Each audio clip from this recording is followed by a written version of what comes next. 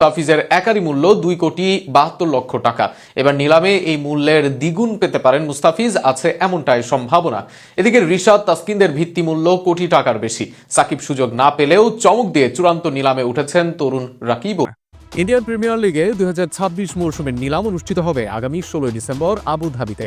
এই উপলক্ষে বিসিসিআই প্রকাশ করেছে 350 জন ক্রিকেটারের চূড়ান্ত তালিকা, যেখানে বাংলাদেশ থেকে জায়গা পেয়েছেন মোট 7 ক্রিকেটার, সবাই বোলার। শুরুতে 1390 জন ক্রিকেটার নিবন্ধন করলেও যাচাই বাছাই পর 240 জন ভারতীয় ও 110 জন বিদেশি সহ মোট 350 জনকে রাখা হয়েছে তালিকায়। নিলামের সর্বোচ্চ 77 জনকে দলে ফেরানো যাবে, যার মধ্যে বিদেশি কোটা খালি আছে 31টি। বাংলাদেশি বোলারদের মধ্যে সর্বোচ্চ ভিত্তিমূল্যের ক্যাটাগরিতে আছেন মুস্তাফিজুর রহমান। 2 কোটি রুপির এই ক্যাটাগরিতে তার নাম অন্তর্ভুক্ত হয়েছে। বাংলাদেশি মুদ্রায় যার পরিমাণ প্রায় 2.72 কোটি টাকা। আইপিএলে 5টি দলের জার্সি গায়ে 60 ম্যাচ খেলে 65 উইকেট নেওয়া এই পেসারের গড় 28.44 এবং ইকোনমি রেট 8.13।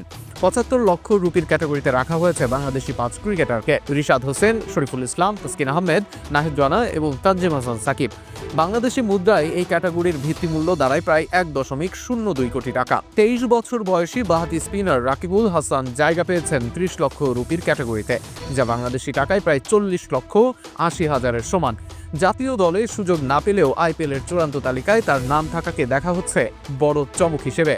প্রাথমিক তালিকা থেকে বাদ পড়েছেন অভিজ্ঞ অলরাউন্ডার সাকিব আল হাসান, তবে তার অনুপস্থিতিতেও 7 বাংলাদেশের অন্তর্ভুক্তি এবার আইপিএল নিলামে দেশের বোলারদের প্রতি ফ্র্যাঞ্চাইজিগুলোর বাড়তি আগ্রহেরই ইঙ্গিত দিচ্ছে। এবার 2 কোটি রুপির ভিত্তিমূল্যে বেশ কজন ক্রিকেটার আছেন যাদের নিয়ে আগ্রহ থাকবে আকাশ ছোঁয়া।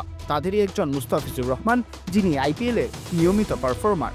তবে যেহেতু তার ভিত্তিমূল্য বেশি, তাই সব দল হয়তো ফিজকে নিতে চাইতে নাও পারে, কারণ সব দলের হাতে যে সমান পরিমাণ অর্থ নেই। তবে নিলামে মুস্তাফিজের দিকে দৃষ্টি দিতে পারে তার সাবেক 2 দল চেন্নাই সুপার কিংস ও সানরাইজার্স হায়দ্রাবাদ। চেন্নাইয়ের 43,40,00,000 রুপি ও হায়দ্রাবাদের 25,50,00,000 রুপি হাতে রয়েছে। কলকাতা নাইট রাইডার্স ফ্যানপেজ ও পারফরমেন্স 2 দিক মাথায় রেখেই নিতে পারে মুস্তাফিজকে।